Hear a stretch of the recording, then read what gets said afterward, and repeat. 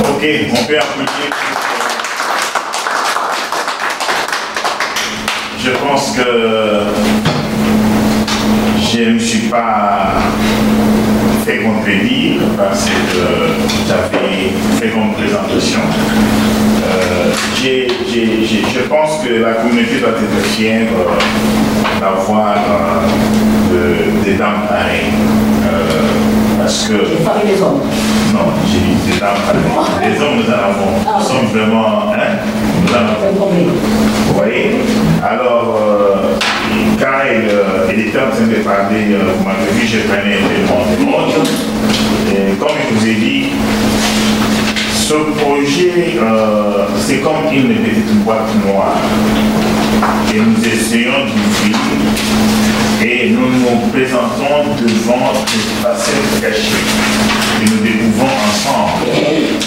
Donc, vous et nous sommes ainsi dans le domaine de découverte.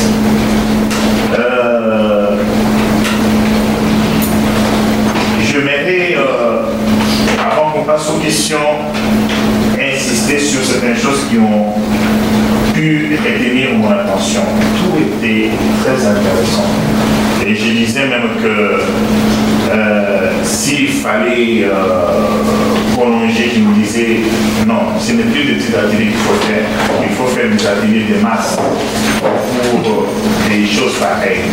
Je me dis, il y a beaucoup de gens qui devaient connaître ça, mais qui ne sont pas là. Et je dis, c'est pas normal. Et la première question à laquelle je vais m'attacher, je dis que ça c'est normal. Les êtres les plus chers, c'est la femme qui est la plus chère. Si ta femme, ne disons pas ça parce que par rapport à ce que nous avons vu dans ce pays d'accueil, je sais que les hommes souvent sont devenus guerriers, n'est-ce pas? Alors qu'ils préfèrent maintenant, mais la femme elle est la plus chère parce que c'est votre moitié. Qui dira qu'il n'aime pas son corps plus que les autres?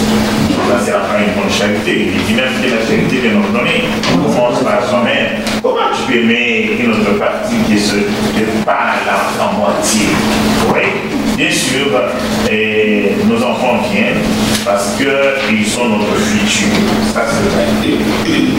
Vous avez, je pense que Basile a posé une question très importante qui doit nous questionner. Et j'aimerais que nous comprenions que ce n'est pas seulement ceux qui viennent comme réfugiés, même immigrants. C'est pourquoi nous avons, je sais que vous avez réclamé ce programme de regroupement familial, nous reviendrons dessus. Vous pensez combien de familles attendent pour voir leurs enfants les suivre dans ce pays? 10 ans. Vous vous rendez compte? Et la distance et la conjoncture, cet enfant peut venir et puis connaître rien plus tard parce que les fils ne pas très loin. Et vous voyez que c'est la conséquence. Et oui, c'est vrai. Madame Marelle a dit, là, le système a échoué. Le système a échoué parce que ils sont dit, il y a des enfants qui sont retardés, voilà. Ils n'ont pas su qu'ils ont attendu quelque part. Ce n'est pas un problème mental, mais c'était les circonstances de la vie qui ont fait que ces enfants vont s'en retardés. Oui, ça c'était un questionnement très important. Mais même quand ceux qui sont entrés, vous voyez que maintenant, avec ceux qui vont tomber dans le pays, tout est, comme on a dit, dans ton là. Les écoles secondaires que vous voyez là-bas, c'est pas toutes les écoles ne se ressemblent pas. Moi aujourd'hui, je suis lutté de lutter avec un cas de mon enfant parce que vous vous rendez compte, même les professeurs trouvent que cet enfant est génial. Il faut qu'il suisse tel cours. Mais la conseillère, dans sa chef sans tête, tout n'est pas le mettre dans ce cours-là. Vous vous rendez compte? demande, on change facilement. Et quand il demande, on refuse. On ne donne pas une raison. J'ai dit, maman, ne t'en fais pas. Quand ton enseignant dit il va arranger cette histoire, c'est bon. Et s'il n'arrange pas, tu viens à conseiller, tu verras, on ne va pas si je les sens. Mais combien d'enfants sont mis dans le tête? Il y a des écoles secondaires où quand l'enfant est dit là, on sait qu'il va à l'université. Sans problème. Il y a les autres écoles aussi qui ici, c'est le collège. Les autres problèmes ici, c'est même pas les collèges, on appelle le métier. Vous le savez? Si nous sommes venus dans ce pays, mais je dis que comment toi, homme, tu te diras intégré économiquement, si le meilleur des nos enfants doivent être le meilleur des nous. Moi, je dis à ma fille, moi, je n'ai pas fait une spécialité. Si j'en avais un poursuivi, je peux en faire. Même ici, là, je peux en faire. Mais si j'en fais, je crois que je n'ai pas le temps de m'occuper de toi. Et toi, tu ne deviendras pas docteur, tu dois aller faire spécialité jusqu'au sommet. Nos enfants doivent être le meilleur de nous-mêmes. Comment nous serons intégrés économiquement si le meilleur de nous-mêmes ne sera pas intégré économiquement? Ça, c'est une question que je voulais savoir. Parce que si nous sommes venus ici, comme vous avez vu dans l'autre présentation d'après-midi, comme je disais à mon frère Mathias, vous verrez que ces ateliers s'emboîtent. Tous s'emboîtent. Moi, je me disais, est-ce qu'il y a moyen de demander de l'argent au gouvernement, de prendre même 200 hommes, se retirer quelque part, qui leur donnent les peines bien, n'est-ce pas? Parce qu'ils ne faut pas ne pas travailler à ce moment-là. Et qu'on fasse une session totale de ces ateliers-là. Parce que si nous sommes venus ici, c'est pour nos enfants. C'est nos enfants qui ont la richesse. C'est nos enfants qui ont notre richesse. C'est pas pour autre chose. C'est une question très importante. Voilà, je vais laisser les temps aux questions. Non seulement aux questions, mais à des réactions aussi de la part du public. Donc, voilà. Vous avez la parole. Oui, prof. Oui, on va commencer à gérer les choses. Moi, je voudrais réagir, n'est-ce pas, dans un sens positif, n'est-ce pas, surtout de la manière, la quintessence même de la présentation, n'est-ce pas. L'animatrice, vous me rappelez, n'est-ce pas, mon cours de sociologie et du système franco-ontarien à l'Université d'Ottawa. Mais je crois que c'est la présentation est très parfaite, ça il faut le révéler. Et c'est pour nous l'occasion de le dire maintenant. Et nous vous remercions chaleureusement, n'est-ce pas, de venir partager ces différentes connaissances avec nous ici. Et ma foi, je suis très ravi, je suis vraiment très content, n'est-ce pas, de me faire ce rappel, n'est-ce pas, des connaissances que j'ai acquises il y a de cela 4 ans. Pour revenir peut-être encore au concept même de l'éducation proprement dite, vous l'avez souligné, transmission des valeurs.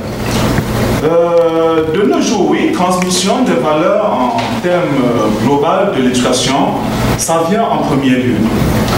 Mais on constate dans notre système canadien que la transmission des valeurs, beaucoup plus parlant de la culture, des valeurs spirituelles, des valeurs liées à la religion, sont beaucoup plus mises de côté, ces valeurs sont mises de côté et on laisse beaucoup plus la tâche aux parents. Et c'est là où ça revient dans le contexte du savoir-être, de savoir vivre en société, de l'attitude de l'enfant, de son comportement. Mais pour nous, en tant qu'enseignants, on s'attarde beaucoup plus sur le savoir devenir de l'enfant. Sur le savoir devenir de l'enfant. Et pour révéler un fait, c'est que le savoir devenir de l'enfant, n'est-ce pas, s'emballe ou bien se marie, n'est-ce pas, avec le savoir-être de l'enfant.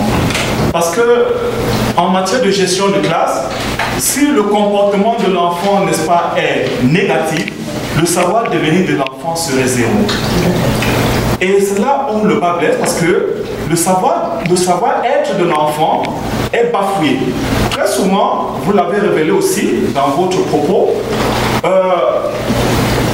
l'enfant, ça veut dire que l'éducation, l'instruction de l'enfant devient pour le parent comme un débarras. L'enfant devient ennuyeux pour le parent parce qu'il y a ce concept de la démocratie qu'on laisse à l'enfant. Tu ne dois pas toucher l'enfant n'importe comment, le parent ne doit pas faire n'importe quoi à l'enfant. Et là, le savoir-être de l'enfant est très très difficile à concevoir parce que le parent n'a pas la même mise sur l'enfant quant à son comportement, quant à son éducation liée aux valeurs. Et je voudrais aussi réagir par rapport au pays, vous l'avez dit, le retard mental. C'est très important que les parents puissent savoir. Mais très souvent, il y a ce problème de communication, n'est-ce pas, qui pose un réel problème. Très souvent, on ne sait pas pourquoi on a créé ce programme. Le gouvernement a créé ce programme pour ces enfants qui ont un retard mental, vous l'avez dit. Mais quand le parent n'est pas au vent, n'est-ce pas, n'est pas au parfum de cela, ça devient un peu difficile, n'est-ce pas, à l'enseignant, n'est-ce pas, lié, parce qu'on a toujours un enseignant, n'est-ce pas, lié à ce programme, enfance en difficulté. Et c'est aussi un peu différent, n'est-ce pas, du tutorat que vous avez évoqué. Le tutorat, très souvent, on croit que les deux vont ensemble. Mentorat, tutorat, oui, ça va, mais en ce qui concerne peut-être le pays, c'est bien différent.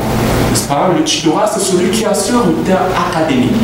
Et très souvent, nous en Afrique, pour en terminer en Afrique, et c'est là où il y a cette différence, n'est-ce pas, au niveau du système éducatif.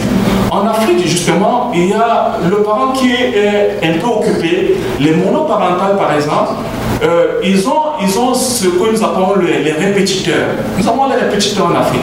Mais dans le contexte canadien, c'est un peu difficile, n'est-ce pas, d'avoir un répétiteur, à moins que ça passe, ça concourt par le conseil scolaire. Donc c'est là où je voudrais, n'est-ce pas, en venir, et je vous en remercie pour votre présentation.